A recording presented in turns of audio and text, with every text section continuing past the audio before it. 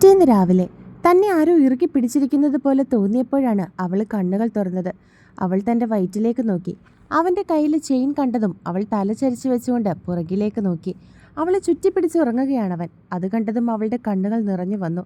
രാത്രിയിൽ എപ്പോഴോ തൻ്റെ അടുത്ത് വന്ന് കിടന്നതാണ്. ഉറങ്ങിയപ്പോൾ അവൾ അതൊന്നും അറിഞ്ഞിരുന്നില്ല. അവൾ കണ്ണുകൾ തുടച്ചിട്ട് അവൻ്റെ കൈ തൻ്റെ വയറ്റിൽ നിന്നും എടുത്തു മാറ്റാൻ ശ്രമിച്ചു. എന്നാൽ അവളെടുത്ത് ശ്രമിക്കും തോറും അത് തന്നിലേക്ക് കൂടുതൽ മുറുകുന്നത് പോലെ അവൾക്ക് തോന്നി. അവൻ ഒന്നുകൂടി അവളെ നീക്കി തൻ്റെ ശരീരത്തിലേക്ക് അടുപ്പിച്ചു. തലേന്നത്തെ അവൻ്റെ വാക്കുകൾ മനസ്സിലേക്ക് കടന്നു വന്നതും അവൾ ബലമായിട്ട് അവൻ പിടിച്ചിരുന്ന കൈകൾ അവളിൽ നിന്ന് മാറ്റി. അതറിഞ്ഞതും അവൻ കണ്ണുകൾ തുറന്നു. അവൾ തറയിൽ എഴുന്നേറ്റിരുന്നുകൊണ്ട് അവളുടെ തലമുടി വാരിക്കെട്ടി. അവനും കണ്ണുകൾ തുറന്നുകൊണ്ട് തറയിൽ എഴുന്നേറ്റിരുന്നു. അവൻ എഴുന്നേറ്റിരുന്നെന്ന് മനസ്സിലായതും അവൾ അവിടെ നിന്നും എഴുന്നേറ്റ് പോകാൻ തുടങ്ങി.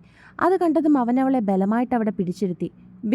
വിടാൻ അവൾ അവൻ്റെ കയ്യിൽ കിടന്ന് കുതറി. ഓ, ഞാൻ പറയുന്നതൊന്ന് കേൾക്ക്. അവൻ ദയനീയമായി അവളുടെ മുഖത്തേക്ക് നോക്കി പറഞ്ഞു. പ്ലീസ് അഭിയേട്ടാ, സമയം ഒരുപാടായി, എന്നെ ഒന്ന് വിട്. അവൾ അവൻ്റെ മുഖത്തേക്ക് നോക്കാതെ തന്നെ അവൻ്റെ കൈവിടാൻ ശ്രമിച്ചു. അമ്മോ മോളെ, സോറി, എന്നോട് ക്ഷമിക്കടി. അഭിയേട്ടൻ ചെയ്തതും പറഞ്ഞതും ഒക്കെ തെറ്റാ, ഞാൻ സമ്മതിക്കുന്നു. ദേഷ്യം വന്നപ്പോൾ പറഞ്ഞു പോയതാ, അല്ലാതെ ഒന്നും മനസ്സിൽ വെച്ചിട്ട് പറഞ്ഞതല്ല. നിനക്കറിയില്ലേ അമ്മോ എന്നെ? ഞാൻ അങ്ങനെയാണോ നിന്നെ കണ്ടിട്ടുള്ളത്? അങ്ങനെയായിരുന്നു നീ എൻ്റെ മനസ്സിലെങ്കിൽ ഞാൻ നിന്നെ കല്യാണം കഴിക്കാൻ ഇത്രയും റിസ്ക് എടുക്കുമായിരുന്നോ? നിന്റെ അടുത്ത് സപ്പോർട്ടിംഗ് ആയിട്ട് നിൽക്കുമായിരുന്നോ? അത്രയ്ക്ക് ഇഷ്ടമായിട്ടല്ലേടി? എന്നെ ഒന്ന് മനസ്സിലാക്കും മോളെ. അവൻ അവളുടെ കയ്യിൽ പിടിച്ചുകൊണ്ട് പറഞ്ഞതും അവൾ കണ്ണുകൾ നിറച്ച് അവൻ്റെ മുഖത്തേക്ക് നോക്കി. അല്ലേ മോളെ, നിന്റെ കണ്ണുകൾ ഒരിക്കലും നിറയരുതെന്ന് ആഗ്രഹിച്ചിരുന്നവനാണ് ഞാൻ. ഒരിക്കലും നിന്നെ കരയിക്കില്ലെന്ന് മനസ്സിൽ കരുതിയവനാണ് ഞാൻ. ഞാൻ തന്നെ നിന്നെ സോറി. ഞാൻ നിന്റെ കാല് പിടിക്കാം, എന്നോട് ക്ഷമിക്ക്. ഇതിൽ കൂടുതൽ എങ്ങനെ നിന്നോട് മാപ്പ് ചോദിക്കണമെന്ന് എനിക്കറിയില്ല. അവൻ ദയനീയമായി അവളുടെ മുഖത്തേക്ക് നോക്കി പറഞ്ഞതും അവൾ ഒന്നും മിണ്ടാതെ തന്നെ കണ്ണുകൾ നിറച്ചുകൊണ്ട് അവനെ നോക്കി. ഇന്നലെ ഞാൻ കുറച്ച് ഓവറായിപ്പോയി, സോറി, അവൻ വീണ്ടും അവളോട് പറഞ്ഞു. എന്നാൽ അവൾ അതിനൊന്നും ഉത്തരം നൽകാതെ അവിടെ നിന്നും എഴുന്നേറ്റ് പോയി. അവൾ പോകുന്നത് നോക്കിയിരുന്നു. അപ്പോഴാണ് അവൻ്റെ ഫോൺ റിങ് ചെയ്തത്. തരുണായിരുന്നു. നീ ചത്തോടെ? അവൻ എടുത്തപാട് ചോദിച്ചു. ചത്തു. ജീവനോടെ ഇരിക്കുമ്പോൾ മരിച്ചുകൊണ്ടിരിക്കുന്ന ഒരവസ്ഥയിലാണ് ഞാനിപ്പോൾ. സിദ്ധു തിരികെ അവനോട് മറുപടി പറഞ്ഞു. നീ എന്താടാ രാവിലെ ഇങ്ങനെയൊക്കെ സംസാരിക്കുന്നത്? ഇതുവരെ പിണക്കൊന്നും തീർന്നില്ലേ? തരുൺ സംശയത്തോടെ വീണ്ടും ചോദിച്ചു. സിദ്ധു ഇന്നലെ രാത്രി ഉണ്ടായ സംഭവങ്ങളൊക്കെ വീണ്ടും അവനോട് പറഞ്ഞു. എടാ, ഇത്രയൊക്കെ ഉണ്ടായിട്ട് അവളോട് സോറി ചോദിക്കാനുള്ളതിന് നീ കുടിച്ചിട്ട് ചെന്നത് എന്തിനാ? അവൻ സംശയത്തോട് ചോദിച്ചു. എനിക്കൊന്ന് സമാധാനമായിട്ട് ഉറങ്ങണമായിരുന്നു, അതിന് വേറെ മാർഗ്ഗമില്ലായിരുന്നു. എന്നിട്ടിപ്പം എന്തായി? എന്താകാൻ? പറഞ്ഞ വാക്കുകളൊന്നും തിരിച്ചെടുക്കാൻ പറ്റുന്നതല്ലല്ലോ. ദേഷ്യം വന്നപ്പോൾ പറഞ്ഞു പോയതല്ലേ. അവൾ എന്നോട് ക്ഷമിക്കുമെന്ന് തോന്നുന്നില്ല, സിദ്ധു വിഷമത്തോടെ പറഞ്ഞു. നീ വിഷമിക്കാതിരിക്കുക, ഞാനും സോനയും കൂടി അങ്ങോട്ടേക്ക് വരാം. വേണ്ടടാ, അതൊന്നും സാരമില്ല. നീ ഇന്ന് ഓഫീസിലേക്ക് വരുന്നുണ്ടോ? അവൻ സംശയത്തോടെ ചോദിച്ചു. ഇല്ലടാ, എനിക്കിന്നൊരു മൂഡില്ല, അവൻ തിരികെ മറുപടി പറഞ്ഞു. എങ്കിൽ ഞാൻ ആരെങ്കിലും ഏൽപ്പിച്ചിട്ട് സോനയും കൂട്ടി വരും. അവൾ സംസാരിക്കട്ടെ അമ്മുവിനോട്. ചിലപ്പോൾ നമ്മളൊന്നും പറഞ്ഞാൽ മനസ്സിലാകാത്തത് അവൾ പറയുമ്പോൾ അമ്മുവിന് മനസ്സിലാകും. തരുൺ പറഞ്ഞതും സിദ്ധു ഒന്ന് മൂളി. അവൻ സോനയും കൂട്ടി വരാമെന്നും പറഞ്ഞ് ഫോൺ വെച്ചു. അപ്പോഴേക്കും അമ്മു കുളിച്ചിട്ട് ബാത്റൂമിൽ നിന്നും ഇറങ്ങി. അവൻ പുറത്തുനിന്നും ഫോൺ ചെയ്തിട്ട് അകത്തേക്ക് കയറി വന്നതും അവൾ കുളിച്ചിട്ട് മുറിയിൽ നിന്നും താഴേക്ക് പോകാൻ ഇറങ്ങിയതും ഒന്നിച്ചായിരുന്നു. അവൻ ഫോൺ നോക്കി വന്നതുകൊണ്ട് അവൾ വരുന്നത് അവൻ കണ്ടില്ലായിരുന്നു. അവളും മുടി മുന്നിലേക്കിട്ട് തല തുവർത്തി ഇറങ്ങി വരികയായിരുന്നു. അവളാണ് അങ്ങോട്ടേക്ക് ചെന്ന് അവനെ ഇടിച്ചത്. പെട്ടെന്ന് അവൻ അവളുടെ ഇടുപ്പിൽ കൂടി കൈചുറ്റി അവളെ ചുറ്റിപ്പിടിച്ചു. അവൾ അവൻ്റെ മുഖത്തേക്ക് നോക്കി. അവനും അവളുടെ മുഖത്തേക്ക് തന്നെ നോക്കുകയായിരുന്നു. കുളിച്ചിട്ടിറങ്ങിയത് കൊണ്ട് തന്നെ അവളുടെ മുഖത്തൊക്കെ വെള്ളത്തുള്ളികൾ ഉണ്ടായിരുന്നു. മുടി ഈറനായി കിടന്നു. അവൻ അവളെ തന്നെ നോക്കുന്നത് കണ്ട് അവൾ പെട്ടെന്ന് തൻ്റെ കണ്ണുകൾ മാറ്റി. വിട്. അവൾ അവൻ്റെ കയ്യിൽ കിടന്ന് കുതറിയതും അവൻ അവളുടെ മേലിലുള്ള പിടിവിട്ടു. ഞാനല്ലമ്മോ, നീയാ എന്നെ വന്നിടിച്ചത്. നീ വീഴാതിരിക്കാൻ വേണ്ടിയിട്ടാ ഞാൻ നിന്നെ പിടിച്ചത്. അവൻ അവളുടെ മുഖത്തേക്ക് നോക്കി മറുപടി. ഞാൻ വീഴാതെ നോക്കിക്കോളാം അഭിയേട്ടാ. അഭിയേട്ടൻ എൻ്റെ കാര്യം ആലോചിച്ച് അവലാതിപ്പെടേണ്ട കാര്യമില്ല. ഞാൻ നിന്റെ കാര്യത്തിലല്ലാതെ മറ്റാരുടെ കാര്യത്തിലാണ് അമ്മു അവലാതിപ്പെടേണ്ടത്? അവൻ തിരികെ അവളുടെ മുഖത്തേക്ക് നോക്കി. അതിന് ഞാൻ ആരാ അഭിയേട്ടൻ്റെ? അവളുടെ ചുണ്ടിൽ പുച്ഛച്ചിരിയായിരുന്നു. നീ എൻ്റെ ആരാണെന്ന് നിനക്കറിയില്ലേ? അവൻ തിരികെ അവളോട് ചോദിച്ചു. ഇന്നലെ വരെ എനിക്കറിയായിരുന്നു അഭിയേട്ടൻ എനിക്ക് എല്ലാമാണെന്ന്. പക്ഷേ ഇന്നലെ കുറച്ച് നിമിഷങ്ങൾ കൊണ്ട് തന്നെ അഭിയേട്ടനെ അത് മാറ്റി എഴുതി. ഒരു നിമിഷത്തെ വാക്കുകൾ കൊണ്ട് ഞാൻ അഭിയേട്ടൻ്റെ ആരുമല്ലെന്ന് അത് ഞാൻ അറിഞ്ഞു. അവൾ വീണ്ടും അവനെ നോക്കി പറഞ്ഞു. അമ്മോ, നീ ഇപ്പോഴും അതൊക്കെ മനസ്സിൽ വെച്ചുകൊണ്ട് നടക്കുകയാണോ? അതൊക്കെ എനിക്കപ്പോൾ തോന്നിയ ദേഷ്യത്തിന് പറഞ്ഞു പോയതാ, അതൊന്നും ഞാൻ മനസ്സിൽ വെച്ച് പറഞ്ഞതല്ല. അവൻ വീണ്ടും ദയനീയമായി അവളുടെ മുഖത്തേക്ക്. അഭിയേട്ടനൊന്നും മനസ്സിൽ വെച്ചുകൊണ്ട് പറഞ്ഞതായിരിക്കില്ല. പക്ഷെ ദേഷ്യം വന്നപ്പോൾ അഭിയേട്ടൻ അങ്ങനെയൊക്കെ പറയണമെങ്കിൽ എപ്പോഴെങ്കിലും അങ്ങനെയുള്ളത് അഭിയേട്ടൻ്റെ മനസ്സിൽ തോന്നിക്കാണും. ദേഷ്യം വരുമ്പോഴാണ് ഓരോരുത്തരുടെ തനിസ്വഭാവം പുറത്തു വരിക എന്ന് കേട്ടിട്ടില്ലേ? അതുപോലെ ആയതും അപ്പോഴാണ് ഓരോരുത്തരുടെ മനസ്സിലുള്ളതും പുറത്തു വരുന്നത്. അവൾ അത്രയും പറഞ്ഞുകൊണ്ട് അവനെ മറികടന്ന് താഴേക്ക് പോയി. തൻ്റെ ഭാഗത്ത് നിന്നുള്ള തെറ്റായതുകൊണ്ട് അവനെ മറുത്തു പറയാനൊന്നും ഉണ്ടായിരുന്നില്ല. അവൾ ഇറങ്ങിപ്പോകുന്നത് നോക്കി നിന്നതിന് ശേഷം കുളിക്കാൻ ബാത്റൂമിലേക്ക് കയറി. സിദ്ധു ഒന്ന് ഓഫീസിലേക്ക് പോയിരുന്നില്ല. ഓഫീസിലേക്ക് ചെന്നാലും അവന് സമാധാനത്തോടെ വർക്ക് ചെയ്യാൻ പറ്റില്ല എന്ന് അവന് നന്നായിട്ട് അറിയായിരുന്നു. സിദ്ധു കാര്യങ്ങളൊക്കെ തരുണിനെ വിളിച്ച് പറഞ്ഞത് പ്രകാരം തരുണും സോനയും അവരെ കാണാൻ വേണ്ടി വീട്ടിലേക്ക് വന്നു. ചായ എടുക്കട്ടെ തരുണേട്ടാ? അവൾ തരുണിനെ നോക്കി ചോദിച്ചു. വേണ്ട അമ്മോ, നീ ഇവിടെ ഇരിക്ക്. ഞങ്ങൾ വന്നത് നിങ്ങളോട് രണ്ടുപേരോട് സംസാരിക്കാൻ വേണ്ടിയിട്ടാ. അവൻ അവളെ നോക്കി പറഞ്ഞതും അവളുടെ കണ്ണുകൾ സിദ്ധുവിലേക്ക് നീണ്ടു. അവൻ എല്ലാ കാര്യങ്ങളും അവരെ അറിയിച്ചിട്ടുണ്ടെന്ന് അവൾക്ക് മനസ്സിലായി. ഈ പ്രശ്നങ്ങൾ ഇവിടെ ഉണ്ടായിട്ട് നീ എന്താ അമ്മു എന്നോട് ഇതൊക്കെ പറയാഞ്ഞത്? അതോ വിവാഹം കഴിഞ്ഞപ്പോൾ നീ എന്നെ വേണ്ടെന്ന് വെച്ചോ? സോന സംശയത്തോടെ അവളുടെ മുഖത്തേക്ക് നോക്കി ചോദിച്ചു. ഏയ് അതൊന്നും അല്ലടി, അങ്ങനെ എല്ലാവരെയും വിളിച്ച് അറിയിക്കാൻ എനിക്ക് തോന്നിയില്ല. എന്തിനാ വെറുതെ ഒരു പ്രശ്നം എല്ലാവരെയും അറിയിക്കുന്നത്? അവൾ തിരികെ സോനയെ നോക്കി മറുപടി പറഞ്ഞു. എല്ലാവരെയും പോലെയാണ് അമ്മു ഞാൻ. ഇതുവരെ നിന്റെ എല്ലാ വിഷമങ്ങളും സന്തോഷങ്ങളും ഒക്കെ നീ പറഞ്ഞിരുന്നത് എന്നോടല്ലേ? ഇതിപ്പോൾ തരുണേട്ട സിദ്ധുവേട്ടനെ രാവിലെ വിളിച്ചില്ലായിരുന്നെങ്കിൽ ഇതൊന്നും ഞങ്ങൾ അറിയില്ലായിരുന്നു. സോന അവളെ നോക്കി വീണ്ടും പറഞ്ഞു. എടാ, വേറൊന്നും കൊണ്ടല്ല ഇത് നിങ്ങളെ അറിയിക്കാത്തത്. ഞങ്ങൾ തമ്മിലുള്ള പ്രശ്നം അതിൽ മൂന്നാമതൊരാളെ ഇടപെടുത്തേണ്ടെന്ന് കരുതി. രണ്ടുപേർ തമ്മിലുള്ള പ്രശ്നത്തിനിടയ്ക്ക് മൂന്നാമതൊരാളും കൂടി കടന്നു വരുമ്പോഴല്ലേ പ്രശ്നങ്ങൾ കൂടുതൽ കോംപ്ലിക്കേറ്റഡ് ആവുന്നത്. ഞങ്ങൾക്കിടയിലുള്ള പ്രശ്നം അത് ഞങ്ങൾ തന്നെ പരിഹരിക്കാമെന്ന് ഞാൻ കരുതി. അതുകൊണ്ട് മനഃപൂർവ്വം തന്നെയാണ് നിങ്ങളെ രണ്ടുപേരെയും ഒന്നും അറിയിക്കാഞ്ഞത്. അവൻ അവരെ നോക്കി മറുപടി പറഞ്ഞു. എന്നിട്ട് നിങ്ങൾ തമ്മിലുള്ള പിണക്കമൊക്കെ മാറിയോ? തരുൺ സംശയത്തോടെ ചോദിച്ചു. അതിനവരൊന്നും തന്നെ മിണ്ടിയില്ല. പരസ്പരം നോക്കിയിരുന്നു. ഇതുവരെ ഈ പിണക്കം അവസാനിച്ചിട്ടില്ല അല്ലേ? അവരുടെ പരസ്പരമുള്ള നോട്ടം കണ്ട് സോന സംശയത്തോടെ അവരെ രണ്ടുപേരെ നോക്കി ചോദിച്ചു. എന്നാൽ അവരതിന് ഉത്തരവൊന്നും പറഞ്ഞില്ല. അവർ 4 പേരും അവിടെ ഇരുന്ന് സംസാരിച്ചു കൊണ്ടിരുന്നപ്പോഴാണ് മുറിയിൽ നിന്ന് മുത്തശ്ശി അങ്ങോട്ടേക്ക് ഇറങ്ങി വന്നത്. മക്കളായിരുന്നോ? ഞാൻ കരുതി ആരാ വിരുന്നുകാരെന്ന്. അവർ ചിരിച്ചുകൊണ്ട് അവരോട് ചോദിച്ചു. ഞങ്ങൾ ഈ വഴി ഒരിടത്ത് പോയതായിരുന്നു മുത്തശ്ശി. അപ്പോൾ ഇവിടെ ഒന്ന് കയറിയിട്ട് പോകാമെന്ന് കരുതി. തരുണാണ് മറുപടി പറഞ്ഞത്. അമ്മുമോളെ, ഇവർക്ക് ചായ ഇട്ട് കൊടുത്തില്ലേ? മുത്തശ്ശി അമ്മുവിനെ നോക്കി ചോദിച്ചു. അവർക്ക് കുടിക്കാനൊന്നും വേണ്ടാന്നാ മുത്തശ്ശി പറയുന്നേ. അവൾ അവരെ നോക്കി മറുപടി പറഞ്ഞു. ഇവൻ ഇങ്ങനെയൊക്കെ പറയും. മോള് സരോജിനിയോട് ചായ ഇടാൻ പറ. മുത്തശ്ശി അവളെ നോക്കി പറഞ്ഞതും അവൾ തലയാട്ടിക്കൊണ്ട് അടുക്കളയിലേക്ക് നടന്നു. പിന്നെ ചായ ഇടാൻ അവരോട് പറഞ്ഞിട്ട് അവൾ തിരികെ വന്നു. മുത്തശ്ശി കുറച്ചുനേരം അവരോട് സംസാരിച്ചിരുന്നു. ആ നേരാത്രി അവരിരുവരും തമ്മിലുള്ള പിണക്കം മുത്തശ്ശി അറിയാതിരിക്കാൻ സിദ്ധുവും അമ്മുവും ശ്രമിച്ചിരുന്നു. സിദ്ധു, നീ ഇന്നലെ രാത്രി താമസിച്ചാണോ വന്നത്? ഞാൻ 10 മണിവരെ അമ്മുവിനോട് നീ വന്നില്ലേന്ന് ചോദിച്ചായിരുന്നു. പിന്നെ മരുന്നൊക്കെ കഴിക്കുന്നതുകൊണ്ട് എനിക്ക് ആകെ ക്ഷീണം തോന്നി. അങ്ങനെ ഞാൻ ചെന്ന് കിടന്നത്. അവർ സിദ്ധുവിനെ നോക്കിക്കൊണ്ട് പറഞ്ഞു. അത് മുത്തശ്ശി, ഞാൻ ഇന്നലെ കുറച്ച് താമസിച്ചാണ് വന്നത്. അവൻ അവരെ നോക്കി മറുപടി പറഞ്ഞു. സിദ്ധു, നീ ഇപ്പോൾ പഴയതുപോലെ ഒറ്റയ്ക്കല്ല ഇവിടെ താമസിക്കുന്നത്. നീ താലി കെട്ടിയ ഒരു പെണ്ണുണ്ട് ഇവിടെ. ഞാനത് നിനക്ക് പറഞ്ഞു തരേണ്ട കാര്യമില്ലല്ലോ. അവൾ നിന്നെ നോക്കി എത്ര നേരം ഇവിടെ ഇരിക്കണം? അതുകൊണ്ട് ഇനി ഇത് ആവർത്തിക്കരുത്. പറഞ്ഞത് മനസ്സിലായോ? അവർ അവനെ നോക്കി പറഞ്ഞതും അവൻ വീണ്ടും തലയാട്ടി.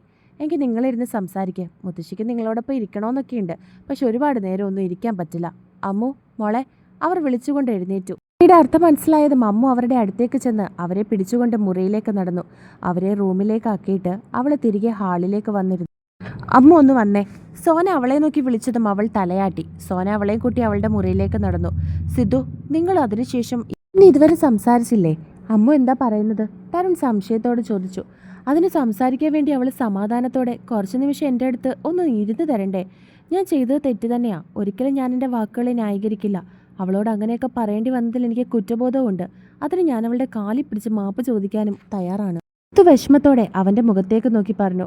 എടാ, അവളെ ഒരിക്കലും നമ്മൾ കുറ്റം പറഞ്ഞിട്ട് കാര്യമില്ല. നീ അവളെ തല്ലിയെന്ന് പറഞ്ഞില്ലേ? പക്ഷെ അതിലവൾക്കൊരു വിഷമമില്ല. ഒരിക്കലും നീ തല്ലിയെന്ന് പറഞ്ഞിട്ടല്ല അവൾ നിന്നോട് മിണ്ടാതിരിക്കുന്നത്. മറിച്ച് നീ പറഞ്ഞ വാക്കുകൾ അവളെ കൂടുതലും വേദനിപ്പിച്ചത്. നമ്മൾ കേൾക്കാറില്ലേ, ശരീരം മുറിവേൽക്കുന്നതിനേക്കാൾ വേദനയാണ് മനസ്സിന് മുറിവേൽക്കുന്ന വേദനയെന്ന്? അതാ ഇപ്പോൾ അവൾക്ക് സംഭവിച്ചിരിക്കുന്നത്. അത് മാറാൻ കുറച്ച് സമയമെടുക്കും. അതിനുള്ള സമയം നീ അവൾക്ക് കൊടുത്തേ പറ്റുള്ളൂ. ഇവിടെ നീയാ തെറ്റുകാരൻ. ആ തരുൺ അവനോട് പറഞ്ഞു. അവൾ സിദ്ധിയെപ്പറ്റി പറഞ്ഞപ്പോഴാണ് എനിക്ക് ദേഷ്യം വന്നത്. ഏതെങ്കിലും ഒരുത്തിന് അവളെപ്പറ്റി എന്തെങ്കിലും പറഞ്ഞു എന്ന് കരുതി ഈ ലോകത്ത് പോലും ഇല്ലാത്ത അവളെപ്പറ്റി അങ്ങനെ പറയേണ്ട കാര്യമുണ്ടോ അമ്മുവിന്? നിനക്കറിയില്ല നമ്മുടെ സിദ്ധിയെപ്പറ്റി. എൻ്റെ സിദ്ധിയെ ഞാൻ അങ്ങനെയാണോടാ വളർത്തിയത്? സിദ്ധി അങ്ങനെ ആയിരുന്നെങ്കിലും, അങ്ങനെ പറഞ്ഞത് അവളെ അറിയാവുന്ന ഒരാളാണെങ്കിലും അത് ഞാൻ ക്ഷമിച്ചേനെ. പക്ഷെ എൻ്റെ മോൾ അങ്ങനെ അല്ലായിരുന്നു. അവളെപ്പറ്റി അമ്മു പറയുമ്പോൾ അമ്മ ഒരു തവണയെങ്കിലും അവളോട് സംസാരിച്ചിരിക്കണം. അമ്മുവിന് അവളെപ്പറ്റി കുറച്ചെങ്കിലും ഒന്ന് അറിയണം. പക്ഷേ ഇവിടെ അവൻ പറഞ്ഞ കാര്യങ്ങൾ മുഴുവൻ അതേപടി വിഴുങ്ങിക്കൊണ്ട് ഒരിക്കൽ പോലും നേരിട്ട് കാണാത്ത എൻ്റെ സിദ്ധിയെപ്പറ്റി അവൾ പറഞ്ഞത് ശരിയാണെന്ന് നിനക്ക് തോന്നുന്നുണ്ടോ? സിദ്ധു തിരികെ സംശയത്തോടെ തരുണിനോട് പറഞ്ഞു. അവന് പറയുന്നത് കേട്ടിട്ട് തരുണിന് തിരികെ എന്ത് മറുപടി പറയണമെന്ന് അറിയില്ലായിരുന്നു. ആരുടെ ഭാഗത്താണ് താൻ നിൽക്കേണ്ടതെന്ന് തരുണിന് മനസ്സിലായില്ല. കാരണം രണ്ടുപേരുടെയും ഭാഗത്തും ശരിയുണ്ടെന്ന് അവന് മനസ്സിലായി. സിദ്ധുവിനെ ഒരുപാട് മനസ്സിലാക്കിയിട്ടുണ്ട് എന്ന് പറയുന്ന ആളാണ് അമ്മു. ഒന്നോ രണ്ടോ ദിവസം മാത്രം പരിചയമുള്ള ഒരുത്തൻ്റെ വാക്ക് കേട്ടിട്ട് അതിനെപ്പറ്റി സിദ്ധുവിനോട് ഒരു വാക്ക് പോലും ചോദിക്കാതെ അങ്ങനെയൊക്കെ പറഞ്ഞത് അവൾ ചെയ്ത തെറ്റ് തന്നെയാണ്. അതേപോലെ തന്നെ സിദ്ധുവും ചെയ്തത് തെറ്റാണ്. സിദ്ധി അമ്മുവിനെ അറിയില്ല എന്ന് സിദ്ധുവിന് നന്നായിട്ട് അറിയാം. അവൾ സിദ്ധിയെ അറിയാതെയാണ് സംസാരിച്ചത്. എന്നാൽ ഇത്രയും പ്രണയിച്ച് വിവാഹവും കഴിച്ച് ഒരാഴ്ചയെങ്കിലും ജീവിച്ചിട്ട് സ്വന്തം ഭാര്യയായ അമ്മുവിനെ പറ്റി അങ്ങനെയൊക്കെ പറഞ്ഞത് തെറ്റ് തന്നെയാണ്. അതൊരിക്കലും ഒരു പെണ്ണിനും സഹിക്കാൻ കഴിയില്ല, പ്രത്യേകിച്ച് അവളെപ്പോലെ ഒരു പെണ്ണിന്. അവൾ അത്രയും അവനെ സ്നേഹിച്ചതുകൊണ്ടാണ് വീട്ടുകാരെ പോലും വിഷമിപ്പിക്കുകയും അവനെ മാത്രമേ വിവാഹം കഴിക്കുകയുള്ളൂ എന്ന് പറഞ്ഞ് വാശി പിടിച്ചത്. ആ അമ്മുവിനെ സിദ്ധു അങ്ങനെ പറഞ്ഞത് തെറ്റ് തന്നെയാണ്. രണ്ടുപേരുടെയും ഭാഗങ്ങൾ ഓർത്തതും ആരുടെ ഭാഗത്ത് നിൽക്കണമെന്നറിയാതെ അവൻ കുഴഞ്ഞു. എന്നാൽ അമ്മുവിൻ്റെ മുറിയിൽ സോനയെ കെട്ടിപ്പിടിച്ച് പൊട്ടിക്കരയുകയായിരുന്നു അവൾ. അവളുടെ വിഷമം കരഞ്ഞു തീർക്കട്ടെ എന്ന് കരുതി സോന അവളുടെ തലയിൽ തലോടി അവളെ ആശ്വസിപ്പിച്ചുകൊണ്ടിരുന്നു. അമ്മു, നീ ഇങ്ങനെ കരയാതിരിക്കടാ, എന്തെങ്കിലും അസുഖം വരും. സോന അവളുടെ തലയിൽ തലോടിക്കൊണ്ട് പറഞ്ഞു. എനിക്ക് പറ്റുന്നില്ല സോന, കരയരുതെന്ന് എനിക്ക് ആഗ്രഹമുണ്ട്, ധൈര്യത്തോടെ നിൽക്കണമെന്നൊക്കെ ഞാൻ കരുതുന്നുണ്ട്. പക്ഷേ എനിക്ക് പറ്റുന്നില്ല. അവളുടെ കണ്ണുകൾ നിറഞ്ഞൊഴുകി. അമ്മോ, സിദ്ധുവേട്ടൻ ചിലപ്പോൾ ദേഷ്യം വന്നപ്പോൾ അങ്ങനെയൊക്കെ പറഞ്ഞു പോയതാകും. അല്ലാതെ സിദ്ധുവേട്ടൻ മനസ്സിൽ വെച്ച് അങ്ങനെയൊന്നും സംസാരിക്കുമെന്ന് എനിക്ക് തോന്നുന്നില്ല. സോന അവളെ ആശ്വസിപ്പിക്കാൻ ശ്രമിച്ചുകൊണ്ട് പറഞ്ഞു. ആയിരിക്കും, എനിക്കറിയാം. ഞാൻ മനസ്സിലാക്കിയ അഭിയേട്ടന് ഒരിക്കലും എന്നെപ്പറ്റി അങ്ങനെയൊന്നും ചിന്തിക്കാൻ പോലും കഴിയില്ലായിരുന്നു. പക്ഷേ പെട്ടെന്ന് അങ്ങനെയൊക്കെ പറഞ്ഞപ്പോൾ എന്നെ തല്ലിയതുപോലും ഞാൻ ഓർക്കുന്നില്ല. അതെൻ്റെ ശരീരത്തെ വേദനിപ്പിച്ച് കാണും. പക്ഷേ അഭിയേട്ടൻ എന്നെപ്പറ്റി പറഞ്ഞു വെച്ച് നോക്കുമ്പോൾ വേദന എനിക്കൊന്നുമല്ല സോന. ആ ശരീരത്തിലെ വേദന ഞാൻ മറന്നുപോയി. പക്ഷേ മനസ്സിലേറ്റ ആ വാക്കുകളുടെ വേദന എത്ര മറക്കാൻ ശ്രമിച്ചിട്ടും എന്നെക്കൊണ്ട് കഴിയുന്നില്ല. ഓർക്കരുതെന്ന് വിചാരിക്കുന്ന ഓരോ നിമിഷവും അത് വീണ്ടും വീണ്ടും ഓർത്തു പോവുക. അവൾ കരഞ്ഞുകൊണ്ട് പറഞ്ഞു. സോനയ്ക്ക് അവളോട് എന്ത് പറയണമെന്നും അവളെങ്ങനെ ആശ്വസിപ്പിക്കണമെന്നും അറിയില്ലായിരുന്നു. അമ്മോ, സിദ്ധിക്ക് വേണ്ടി നീ സിദ്ധുവേട്ടനോട് ക്ഷമിക്കുക. സോന അവളുടെ തലയിൽ തലോടിക്കൊണ്ട് പറഞ്ഞതും അവൾ കണ്ണുകൾ തുടച്ചിട്ട് സോനയെ നോക്കി. ഞാൻ സിദ്ധിയെ പറഞ്ഞത് തെറ്റായിപ്പോയി സോന. അവളിനോട് ക്ഷമിക്കുമായിരിക്കും അല്ലേ? ഞാൻ അവളെ അറിയാതെ പറഞ്ഞു പോയി. അവൾ വിഷമത്തോടെ പറഞ്ഞു. അമ്മോ, അയാൾ വന്ന് അങ്ങനെയൊക്കെ പറഞ്ഞപ്പോൾ നീ എന്തിനാ അതൊക്കെ വിശ്വസിച്ചത്? സിദ്ധുവേട്ട ഇല്ലാത്തപ്പോൾ അതൊക്കെ വന്ന് നിന്നോട് പറയണമെങ്കിൽ അയാൾക്കത് എന്ത് ആത്മാർത്ഥതയാണ് സിദ്ധുവേട്ടനോട് ഉള്ളതെന്ന് നിനക്കൊരു നിമിഷം ചിന്തിച്ചുകൂടായിരുന്നോ? അങ്ങനെ ചിന്തിച്ചിരുന്നെങ്കിൽ ഒരു പക്ഷെ നിങ്ങൾക്കിടയിൽ ഇങ്ങനൊരു വിഷമം ഉണ്ടാവില്ലായിരുന്നു. അല്ലെങ്കിൽ അയാൾ പറയുന്നതെല്ലാം കേട്ട് നിന്നതിന് ശേഷം നിനക്കിതൊക്കെ സിദ്ധുവേട്ടനോട് സമാധാനത്തിൽ ചോദിച്ചാൽ പോരായിരുന്നോ? സോന അവളോട് ചോദിച്ചു. സോന, അയാൾ ഇവിടെ വന്ന് പറഞ്ഞതിൽ എന്താ കള്ളത്തരമായിട്ടുള്ളത്? ചിലപ്പോൾ സിദ്ധിയുടെ മരണത്തിൽ അല്ലെങ്കിൽ അവൾക്ക് അങ്ങനെ സംഭവിച്ചതിൽ അയാൾക്ക് പങ്കുണ്ടായിരിക്കാം. അല്ല, തീർച്ചയായിട്ടും പങ്കുണ്ട്. ചേട്ടായി പറഞ്ഞതുപോലെ ഒരു പക്ഷേ അയാൾ മാത്രമായിരിക്കും അവൾക്ക് അങ്ങനെ സംഭവിച്ചതിൻ്റെ പിന്നിൽ. അല്ലെങ്കിൽ സ്വന്തം കൂട്ടുകാരൻ്റെ പെങ്ങളെപ്പറ്റി മരിച്ച് തലയ്ക്ക് മുകളിൽ നിൽക്കുമ്പോൾ അയാൾ അങ്ങനെ സംസാരിക്കില്ലായിരുന്നു. അന്നിത് കേട്ടപ്പോൾ എനിക്കങ്ങനെ ചിന്തിക്കാൻ കഴിഞ്ഞില്ല. കാരണം സിദ്ധിയുടെ കാര്യം ഒഴിച്ചാൽ അയാൾ പറഞ്ഞ ബാക്കിയെല്ലാം ശരിയായിരുന്നു. നമ്മളെ രണ്ടുപേരെയും മനഃപൂർവ്വം ആ കമ്പനിയിലേക്ക് ജോലിക്കെടുത്തതും മീറ്റിങ്ങിന് എന്നെ കൂട്ടിക്കൊണ്ടു പോയതും പിന്നീട് എന്നോട് പ്രണയം പറഞ്ഞതും എല്ലാം അഭിയേട്ടൻ്റെ ഡ്രാമയായിരുന്നു. ഇത് സത്യമാകുമ്പോൾ സിദ്ധിയെപ്പറ്റി പറഞ്ഞത് കള്ളാണെന്ന് ഞാൻ എങ്ങനെയാണ് വിശ്വസിക്കുന്നത്? എനിക്ക് തെറ്റുപറ്റി. മനസ്സുകൊണ്ട് ഞാൻ അവളോട് അതിന് ഒരുപാട് തവണ മാപ്പ് ചോദിക്കുകയും ചെയ്തു. അമ്മോ അവളോട് പറഞ്ഞു. അമ്മോ, നിന്റെ വിഷമം എനിക്ക് മനസ്സിലാകുന്നുണ്ട്. നിന്നോട് അങ്ങനെയൊക്കെ പറഞ്ഞു പോയതിൽ സിദ്ധുവേട്ടന് നല്ല സങ്കടമുണ്ട്. അതിന് നിന്നോട് മാപ്പ് പറഞ്ഞു എന്നാണ് എനിക്ക് തോന്നുന്നത്, അല്ലേ? അവൾ സംശയത്തോടെ അമ്മോനോട് ചോദിച്ചു. പറഞ്ഞു. പക്ഷേ അപ്പോഴേക്കും ഞാൻ ഓരോന്ന് പറയുമ്പോൾ എന്നോട് ദേഷ്യപ്പെട്ടിട്ട് പോകും. ചെയ്തത് തെറ്റാണെന്ന് അറിഞ്ഞിട്ടല്ലേ സിദ്ധുവേട്ടൻ നിന്നോട് സോറി ചോദിക്കാൻ വരുന്നത്? അപ്പോൾ നീ എന്തിനാ തിരിച്ച് ദേഷ്യപ്പെടാൻ നിൽക്കുന്നേ? ഒരാൾ ചെയ്ത തെറ്റാണെന്ന് മനസ്സിലാക്കും, അപ്പോഴല്ലേടാ മാപ്പ് പറയാൻ വരുന്നത്. അപ്പോൾ നമ്മൾ അവർക്ക് മാപ്പ് കൊടുക്കണ്ടേ? അവൾ സംശയത്തോടെ അമ്മോനോട് ചോദിച്ചു. കൊടുക്കണം. അവൾ തിരിച്ച് സോനയോട് മറുപടി പറഞ്ഞു. ഇനി നിന്റെ അഭിയേട്ടൻ നിന്നോട് സംസാരിക്കാൻ വരുമ്പോൾ നീ ഏട്ടനോട് ക്ഷമിക്കണം കേട്ടോ. ഇതെല്ലാം കഴിഞ്ഞ കാര്യം അമ്മോ. അഭിയേട്ടൻ നേരത്തെ എങ്ങനെ ആയിക്കൊള്ളട്ടെ. നിന്റെ ഏട്ടനാണ് അവളോട് അങ്ങനെ ചെയ്തതെന്ന് കരുതിയിട്ടല്ലേ സിദ്ധുവേട്ടൻ ഇങ്ങനെ ഓരോന്ന് കാണിക്കുന്നത്? ചിലപ്പോൾ വെറൊരു തമാശയ്ക്ക് നിന്നെ പ്രേമിച്ച് തുടങ്ങിയതായിരിക്കും. തമാശയ്ക്കല്ല, വാശിക്ക്. അമ്മ അത് തിരുത്തി കൊടുത്തു. വാശിക്കെങ്കിൽ വാശിക്ക്. പക്ഷെ നിന്റെ ഏട്ടൻ തെറ്റ് ചെയ്തിട്ടില്ല എന്ന് അറിഞ്ഞപ്പോൾ അത് തിരുത്തിയില്ലേ അമ്മു? നിന്നെ കൈവിടാതെ നിന്റെ ഒപ്പം എല്ലാ പ്രശ്നത്തിനും കൂടെ നിന്നില്ലേ? നിങ്ങളുടെ വിവാഹവും കഴിഞ്ഞില്ലേ? അപ്പോൾ സിദ്ധുവേട്ടന് ആത്മാർത്ഥ സ്നേഹം ഉണ്ടായിട്ടല്ലേ ഇങ്ങനെയൊക്കെ നടന്നത്? ഇല്ലായിരുന്നെങ്കിൽ നിന്റെ ഏട്ടൻ തെറ്റുകാരനല്ലാതെ മനസ്സിലായപ്പോൾ വേണമെങ്കിൽ നിന്നെ വേണ്ടെന്ന് വെച്ചുകൂടായിരുന്നോ? അവൾ സംശയത്തോടെ അമ്മുവിനോട് ചോദിച്ചു. എൻ്റെ ഏട്ടൻ തെറ്റ് ചെയ്തിട്ടുണ്ടായിരുന്നുവെങ്കിലും എന്നെ വേണ്ടെന്ന് വെച്ചേനെ. സ്നേഹിച്ച് ചതിക്കാനായിരുന്നു അഭിയേട്ടൻ കരുതിയിരുന്നത്. അമ്മ നിറകണ്ണുകളോടെ അവളെ നോക്കി പറഞ്ഞു. അമ്മോ, ഇങ്ങനെ ഓരോന്ന് ചിന്തിച്ചു കൂട്ടാനാണെങ്കിൽ അതിന് മാത്രമേ സമയം കാണുള്ളൂ. ലാസ്റ്റായിട്ട് ഞാൻ നിന്നോടൊരു കാര്യം ചോദിക്കട്ടെ. നിനക്ക് നിന്റെ അഭിയേട്ടൻ ഇല്ലാതെ ജീവിക്കാൻ പറ്റുമോ? സോന അവളുടെ മുഖത്തേക്ക് നോക്കി ചോദിച്ചതും അമ്മു ഞെട്ടിപ്പോയി. അവൾ സംശയത്തോടെ സോനയുടെ മുഖത്തേക്ക് നോക്കി. പറയാമോ, നിനക്ക് പറ്റുമോ നിന്റെ അഭിയേട്ടൻ ഇല്ലാതെ? നിന്റെ കഴുത്തി കിടക്കുന്ന ഈ മിന്നു കെട്ടിയ നിന്റെ ജീവനാണെന്ന് നീ എപ്പോഴും പറയുന്ന നിന്റെ അഭിയേട്ടനല്ലാതെ മറ്റൊരാളെ നിനക്ക് ആ സ്ഥാനത്ത് കാണാൻ കഴിയും. ഞാൻ ഈ ചോദിച്ചതിനുള്ള ഉത്തരം പറ്റില്ല എന്നാണെങ്കിൽ നീ നിന്റെ അഭിയേട്ടനോട് ക്ഷമിക്കാനും തയ്യാറായിരിക്കണം. അല്ല നിനക്ക് ഇതിനൊക്കെ സാധിക്കുമെങ്കിൽ എൻ്റെ കൂടെ വാ, ഞാൻ നിന്നെ വീട്ടിലാക്കാം. ഇങ്ങനെ വിഷമിച്ച് രണ്ടുപേരും രണ്ട് കോണിൽ ഒരു വീട്ടിൽ എന്തിനാ താമസിക്കുന്നേ? ഞാൻ അശ്വിൻ ചേട്ടനോട് സംസാരിക്കാം, ഡിവോഴ്സിനെ പറ്റി നമുക്ക് ആലോചിക്കാം. സോന അവസാന ശ്രമം എന്ന പോലെ അമ്മുവിനോട് പറഞ്ഞതും അവൾ ഞെട്ടി വേണ്ട എന്നുള്ള അർത്ഥത്തിൽ അവളെ നോക്കി തലയാട്ടി. അവളുടെ കൈകൾ അവളുടെ കഴുത്തിൽ കിടക്കുന്ന മാലയിൽ മുറുകി. കണ്ണുകൾ നിറഞ്ഞു.